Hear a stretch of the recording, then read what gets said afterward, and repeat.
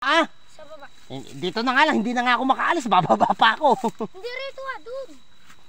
Itong araw na to mga mare ay sinamahan ko magukay ng kamuting kahoy itong nanay ko. Pero bago nga yun ay kamusta naman mga mare? Maaga nga akong nagising kaya naman sinampay ko na itong mga nilabhan ko nung nakaraang araw. Dahil medyo basa pa mga mare kaya isinampay ko na nga lang ulit. Bali pupunta nga pala kami ng ilog kinabukasan kaya naman naisipan nga namin maghukay ng kamote. At ito nga mga mare ang mga kasama ko. Ang nanay ko, ang bayaw ko at itong apo ko sa pamangkin. At saka itong mister ko at si Bunso. Yan nga't naglalakad na kami papunta doon sa taniman ng nanay ko. Ang init nga ng mga oras na yan dahil medyo patanghali na. Dapat kaming dalawa ni mister ang pupunta doon sa taniman ng nanay ko kaya lang ay lumabas nga ito at pumunta nga doon sa baryo. Dahil nainip tong nanay ko kaya ang sabi niya kami na lang pumunta dahil tanghali na. At nung nagagayak na nga kami papunta doon sa taniman ay saktong dumating naman si mister at ayan nga't sumama na nga rin siya. Medyo malapit lang naman ito sa bahay ng nanay ko kaya saglit lang naman kaming naglakad. Ang mga oras nga na yan ay nagpapahinga ako dito sa may puno dahil sobrang dating nga namin dito sa may taniman ay agad-agad na nga nagbunot itong nanay ko. Kung mapapansin nyo nga yung kamunting kahoy ay maliliit dahil nabunot na nga nila ito nung mga nakaraang araw. Kumbaga sinasaid na lang namin at nagbabaka sakali kami na may makukuha pa. May mga tanim din nga pala ang nanay ko dito na ginagawang walis tambo. Kaya ayan at siningit na nga rin niyang manguha. Isa rin ito sa hanapbuhay ng mga magulang ko ang paggawa nga ng walis tambo. By the way mga mare, kahit pa paano ay may nakuha pa rin kaming kamuting kahoy at hindi nga kami nasiro. Tapos namin magbunot ng kamuting kahoy ayan at nagbidyo nga muna ako habang namamahinga kami. May tanim nga rin palang tubo itong nanay ko kaya ayan at nanguha nga itong apo ko sa pamangkin. Dahil matigas nga itong balat kaya naman si mister na nga lang ang nagbalat. Kinabukasan naman mga mare maaga akong nagising at inasikaso ko na nga kagad itong dadalhin namin sa ilog. Itong ang timba na